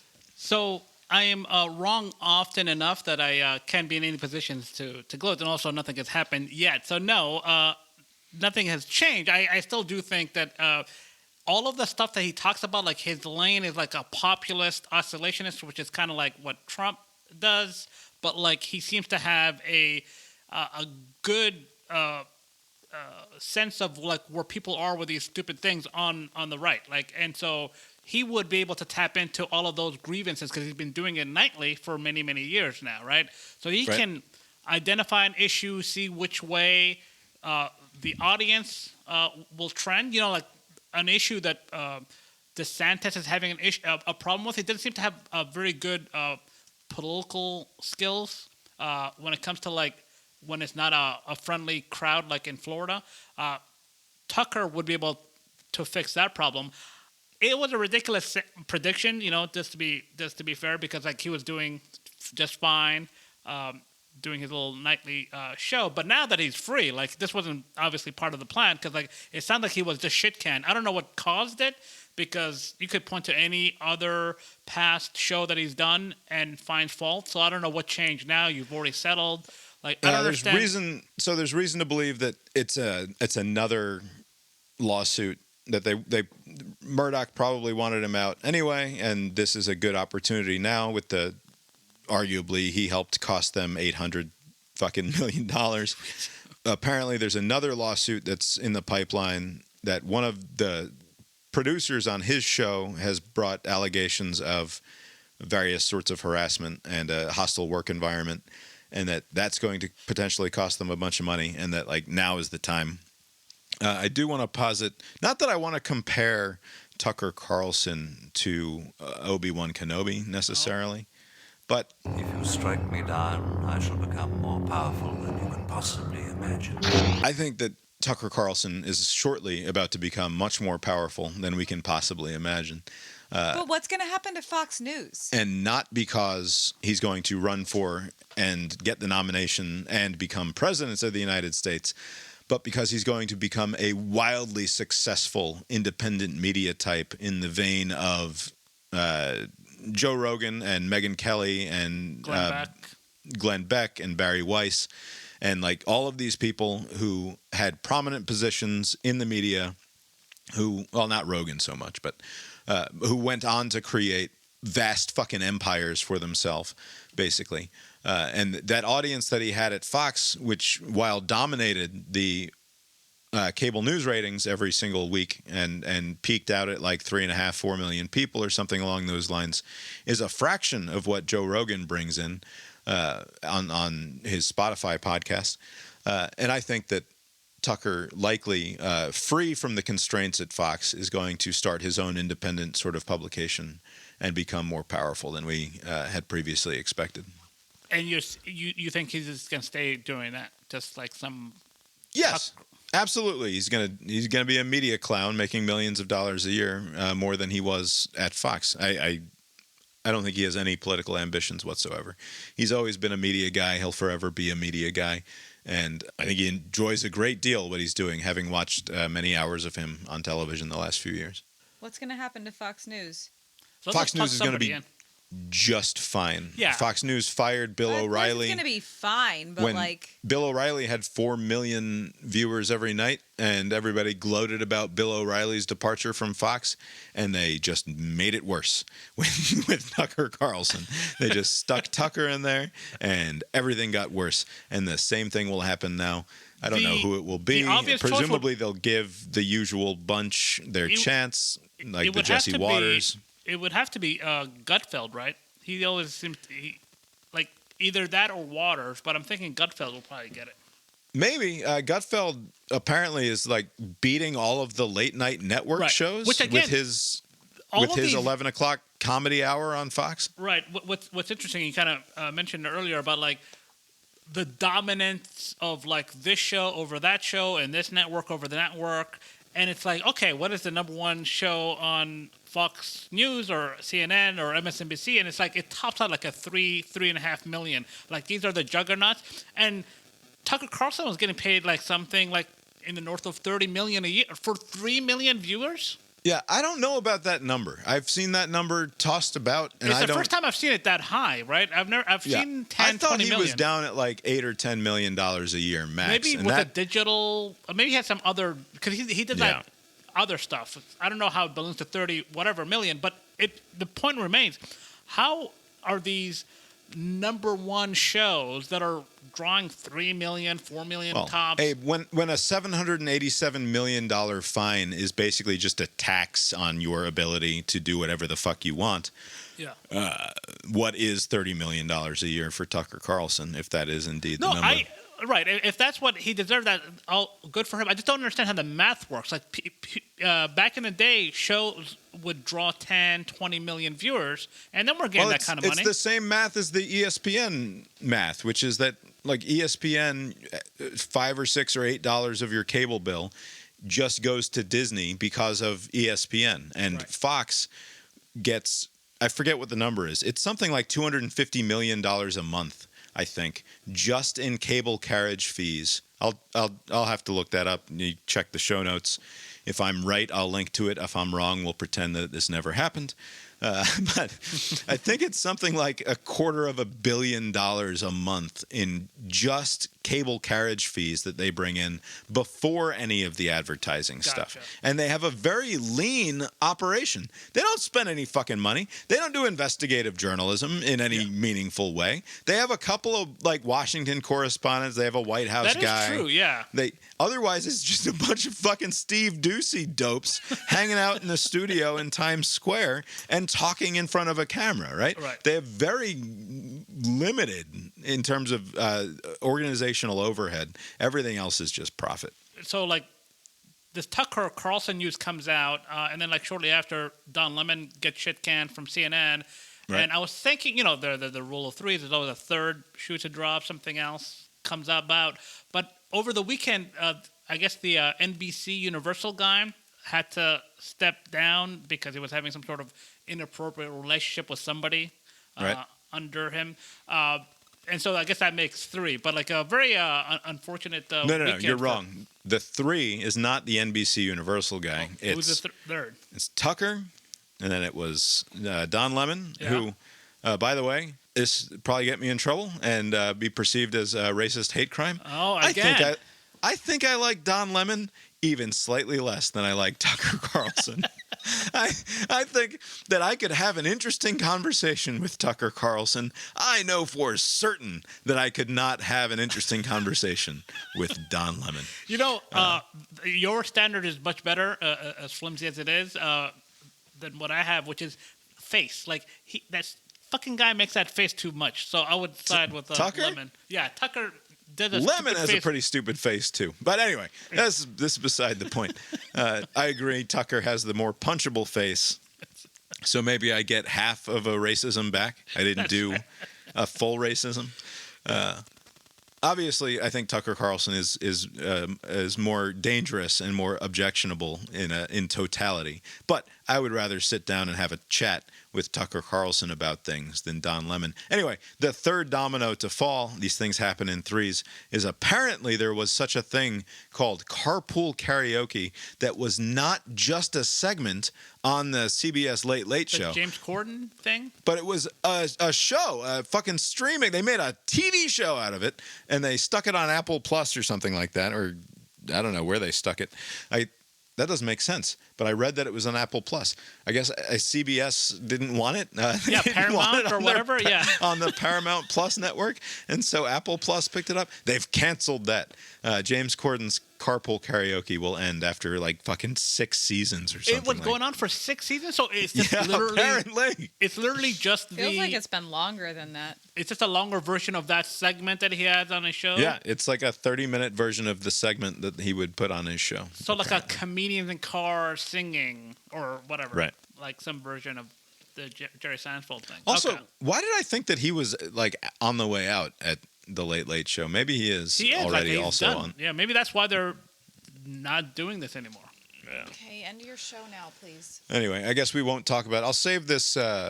There's a long feature in Slate today that came out talking about the recent change in alcohol recommendations that we've sort of talked about before. Talked about that like in January. Yeah. What is Slate doing talking about it now? You're tired, so we can't talk about it tonight.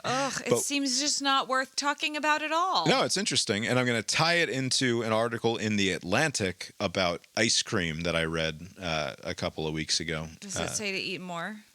The Atlantic article does, in fact, sort of argue in a backwards kind of way that we should be eating more ice cream. Fuck yes. For our health. It's delicious. I'll save those for...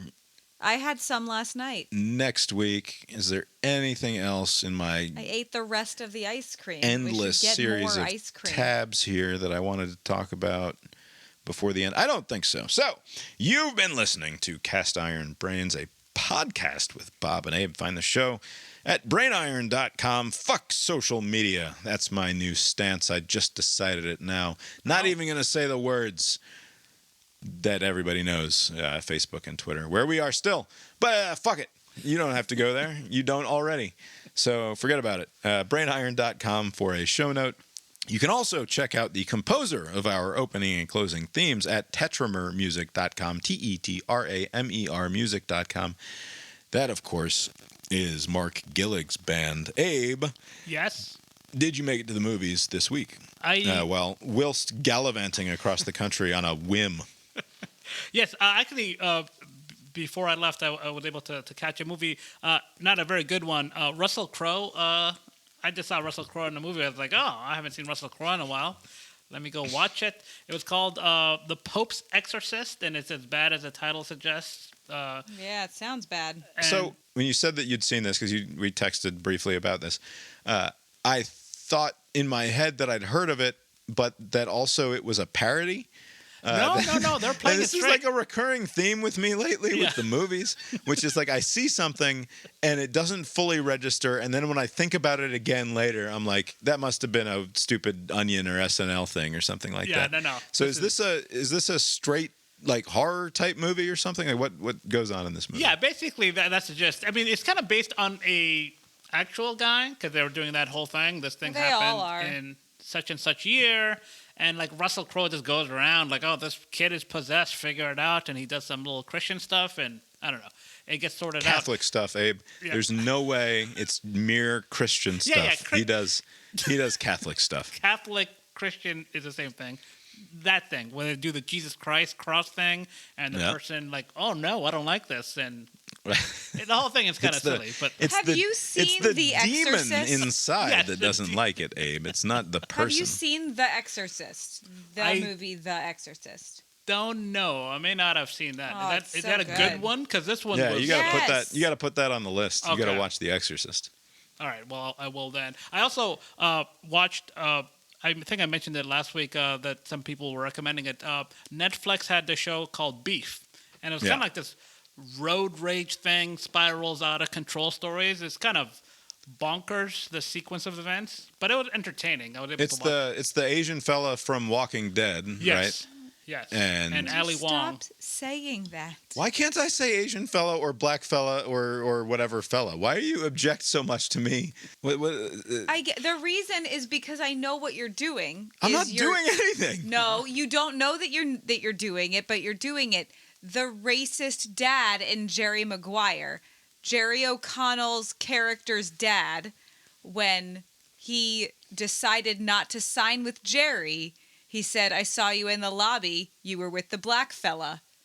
And that's exactly what you're doing, even if you didn't know you're doing it. And I wish you would stop. And I've asked you 100 times, and you're like, don't listen to women.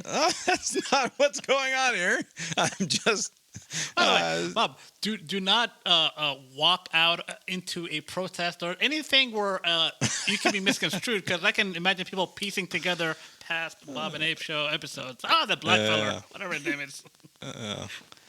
Anyway, Stephen Yuen or something. Yeah. He's the lead character, and he gets into a back and forth, an escalating, angry back and forth with someone who cuts him off or something in the car, right? Yeah, people just have this. So is it good? Rage. Did you watch the whole thing? It's entertaining, yeah. It's a good watch. I mean, the plot, it becomes ridiculous after a while. We're like, oh, come on, how can this happen? Right. There's a lot of that. I watched the second season of Russian Doll, and it was very good. Oh, nice. It's time travel.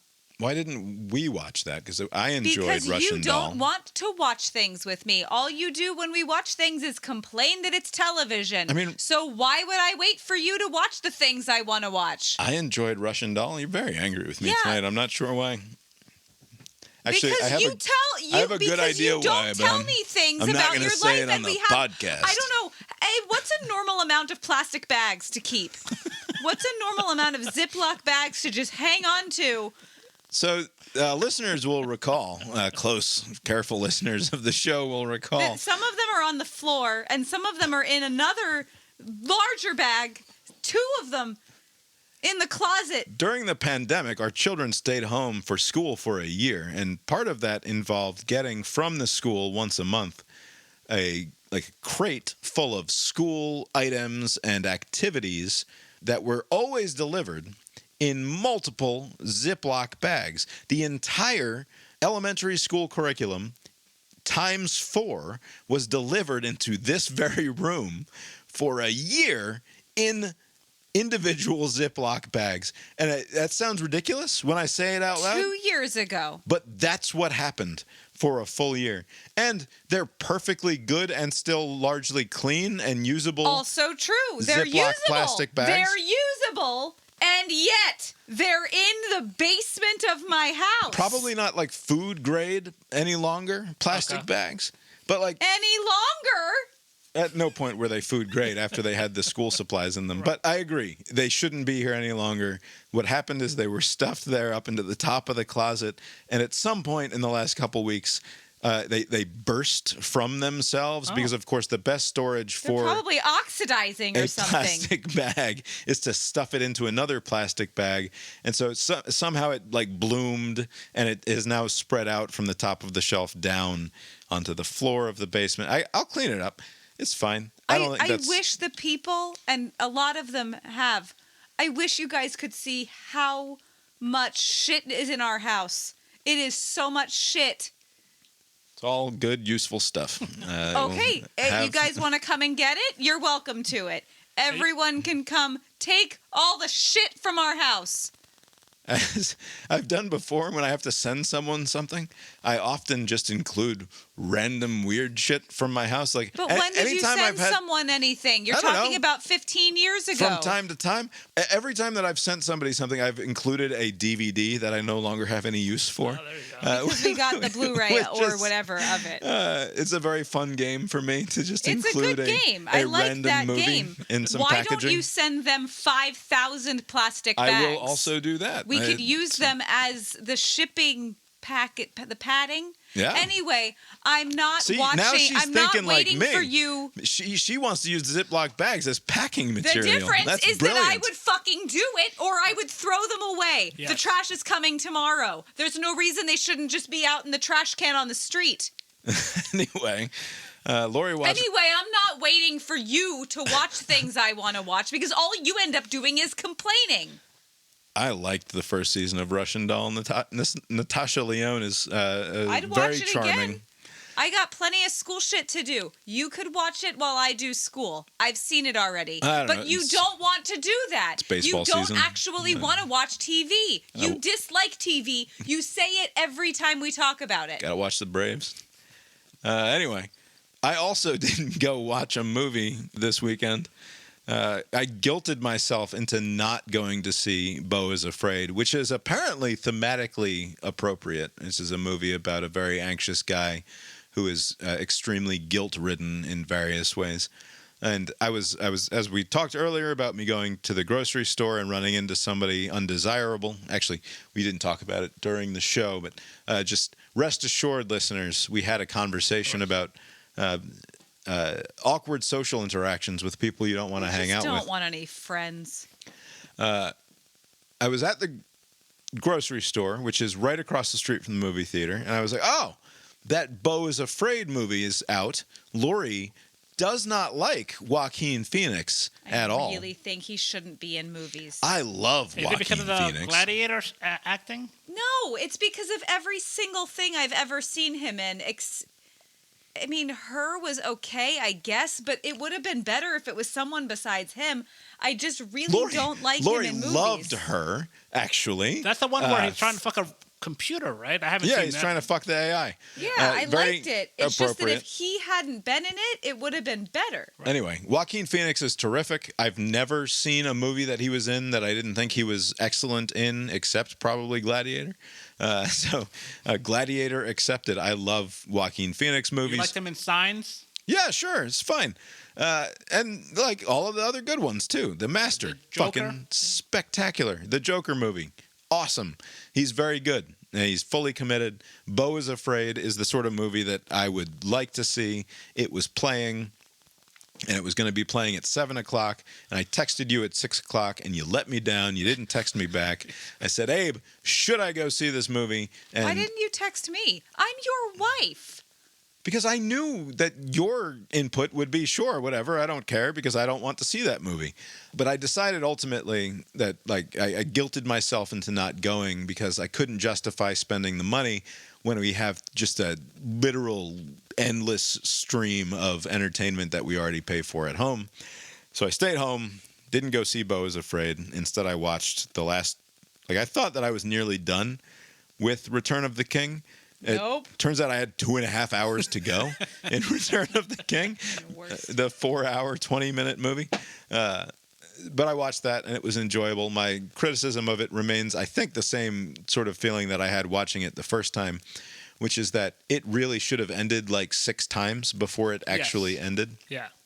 And all of the sort of epilogue stuff, given what we knew was to come with these movies, which is home release and like extended cuts and all of that, like they really could have just stopped it well before they actually ended up stopping it. Granted, I'm watching the extended cut, but like even in the theatrical release, I think that the movie should have ended a good 20 or 30 minutes before it actually did. I was out of town because I did a 10-mile race, by the way. Nothing bad was nice. happening. Why would anything? Oh, yeah, people would assume bad shit was happening We're with being all the very shit that you're cryptic about talking. where I was. Yeah, Lori was just running a race up there in Northern Virginia. I ran from the Mount Vernon to Old Town Alexandria on the GW Parkway. It was lovely. Bob, I then got home and Bob was like, "Oh, you were really slow." Well, not a great competitive time, certainly, that you ran. I also watched both of the American Masters documentaries that are on HBO Max about Mike Nichols. I did that on Saturday night as well. Mike Nichols, of course, is the famous director of The Graduate, among many other great American movies. I watched a documentary, 4 episodes, 4 hours, called Secrets of the Chippendales Murders, which, not knowing anything about the Chippendales murders, it was all new information. It's on Hulu. It's a good one. 4 hours. There was more than one murder of Chippendale dancers? It wasn't dancers. Bringing whole new levels of meaning to the phrase, the genre, murder porn. It wasn't dancers that got murdered. It was like one of the suits, and it was a whole thing. It was crazy. It was the 80s. What can you do? You should check out the American Masters Mike Nichols stuff because he was a fascinating dude, a very bright guy, and like a fundamentally a person who really understood this country in a way that a lot of people don't. And he made movies that, in a weird way, I don't know why watching it made me think of this, but in the same way that David Bowie, to me, like redeems the concept of the pop star because of what he's able to do with music, Mike Nichols like redeems the concept of movies with what he's able to communicate. The Graduate and a number of other plays and movies. But Mike Nichols was fucking brilliant. And just listening to him talk in interviews is an absolute joy and worth checking out. Let's see. And I guess Succession. We need to talk about Succession as well. Episode 5 of the final season, in which the Roy brothers prove themselves to be just as dumb and bad at this as we thought they were all along, and get absolutely played by the Skarsgård guy who redeems or confirms, rather, my long-standing suspicion about all Skarsgårds, which is that they are creepy sex pests. Every Skarsgård in every movie, you're just waiting for the moment they're just murderers when they reveal themselves to either be a murderer or a creepy sex pest. And if you are draining yourself of your blood 1/2 liter at a time and freezing it into bricks and then sending it to your ex-girlfriend, you're somewhere along the continuum of a creepy sex pest and an eventual murderer. I'm certain of it.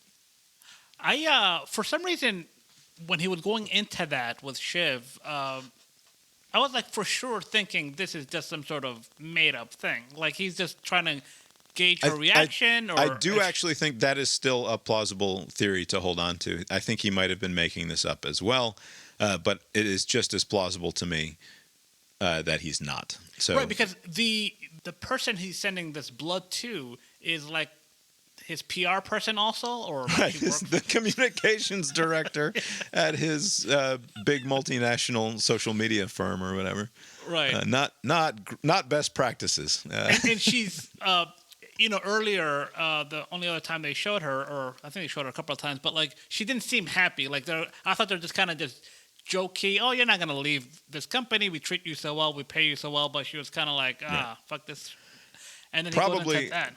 I thought that is probably the best scene in the episode was Shiv's one-on-one with the Skarsgård Swede fella. Speaking of which, so what is your take at the end there? Like, was he just fucking with him on he's gonna sell it higher than what they were even asking, just so he can kind of smooth things over? Was he just doing that just to fuck with him and renege on it? Like, what was that at the end? No, he just wants to win. He's just Logan, and he said the big number, and now he wins, right? And they thought that they walked off the mountain having won, and he ultimately just follows Shiv's advice, right? What is the advice that Shiv gives him in that conversation? The obvious, throw a little more money. The obvious answer is make it very clear to not just them, but to everyone that you absolutely want this, and the only way to do that is to throw a little bit more money at the situation, and that's what he ends up doing, and it works because he goes around the boys, he delivers the number to the old guard rather than delivering it directly to Kendall, and he delivers it only as good news for everyone involved.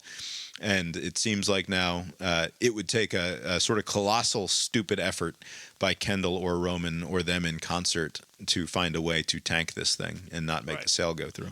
But it seems like that's the direction that they're going with Roman, like not being able to contain himself, like by just acting out. Because maybe to me, I don't know how the last, is it 4 or 5 episodes that we have left are going to play out, but I suspect that this sale ends up going through, and they're left with nothing but a big old pile of money. Which, are we supposed to be sad for people with a big pile of money? Right. Because, Because I'm not sad for them. Because only they, like the brothers, only the Skarsgård guy knows what he's doing. To I'm going to get the deal because I'm going to make it to where you can't turn this down. But like to everyone else, it's like, oh, you had a talk and you goosed the price up even further. It's like, they did a good job. Yeah, you stuck the landing, boys. Like, they don't look bad as a result. Only like I went around you, fuck you guys, I get what I want.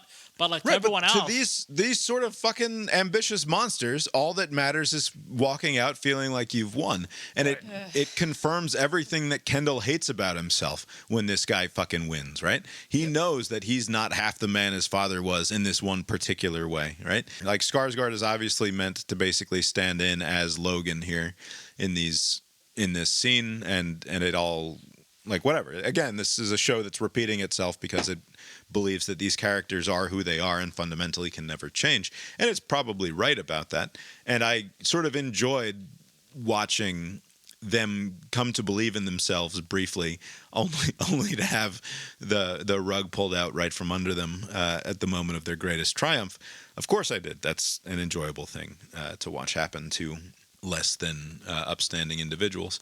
Again, I don't know what the last half of this season is going to look like, given that this is where we are now. Yeah, it seems like all of a sudden there are too many episodes left. Because, like, what else is there? Right, we've got, like, the presidential election, and I guess that the way that Roman gets himself in trouble is that he had some sort of open back end with the dirty presidential campaign of the hateful Republican type. And so, like, he's going to get himself in trouble somehow that way, and maybe it'll, like, I don't know, maybe they end up costing themselves some money, and that becomes the way that the series ends. Right. And they're certainly setting Shiv up now to look like she's in very great shape, which is funny because, of course, we have the triumph of the brothers in the last episode, and then she feels like she's on the outs. And now in this episode, we have the triumph of Shiv, and they feel like they're on the outs. And presumably, this is all going to end in pain for all involved. And going with that theme, then there should be a triumphant episode of the presidential candidate, right? Or did he already have that with the marriage. Like that was his peak. Oh, for Connor? Yeah, I don't know. I would More imagine that. disrespect towards him. Like they're calling their own. That's a. I mean, like maybe this is true. It's just such a weird thing to treat your sibling like that at that age. It just seems like, come on, this is your brother. I did like the Hugo character had some terrific lines in this episode. The dirtbag head of PR. The guy who was in the original Super Mario Brothers movie. Was he in that movie? Mm-hmm. Weird. Oh. Fisher Stevens is the actor's name. Anyway, you got anything else for us tonight, Abe? Nope. Well, I guess that's all we've got for tonight then. We will talk to you next time. Later. I forgot to mention the John Ronson I don't think you did. podcast called... I think you remembered to mention it. No, I think I mentioned it before the show started. The Debutante. And everybody should check that out. Abe, I want to play a very quick clip for you because taken out of context, I've laughed about this like 6 times today. While Carol was convalescing, she started calling a local telephone answering service called Dial a Racist. Every day, a particular neo-Nazi would record a racist outgoing message on his answer phone, and then other racists would call in to listen to it. Oh, man. I couldn't get over that. She would call, dial a like, this is a thing. This is not a fake thing. This was a thing that existed in the 1990s. She would call a service that let her listen to racist rants. So, like, before the internet, there was a guy who set up a phone number who would just leave 20-minute long racist rants on a answering machine, and then other people would call it up and listen to it. Because they would find comfort in the messages. John Ronson got to say that out loud as though he's just explaining something for people who haven't heard it before. But of course, everyone knows about Dial a Racist. That's the clip from Jerry Maguire that you keep quoting. You were in the lobby with the black fella. I don't talk the way that guy talks. That's not fair. Yes, you do. You recorded yourself so you can hear it back. The way that he says that is obviously more offensive than the way that I ever say it. You have to understand that that's what you sound like when you say that. Abe, have you clicked on that clip? That is a good pull, Lori. Do I? How dare you? Do I sound like that guy? Do I say it in the threatening manner that that person says it? I say it. Black fella. I say it jovially. That person is not at all jovial. You are referencing someone doing it not jovial. Sorry, I apparently can't get through the word Djibouti without losing the thread and laughing, because that's a hilarious name for a country. So lame. Yeah, I didn't do it on purpose. A lot of Djibouti jokes growing up because it's next to Somalia. I imagine, yeah. Djibouti. What about your booty? My booty. That's how it went. That sort of thing. That's it. 5-minute episode. We're good. The proceeding was created with 100% human content.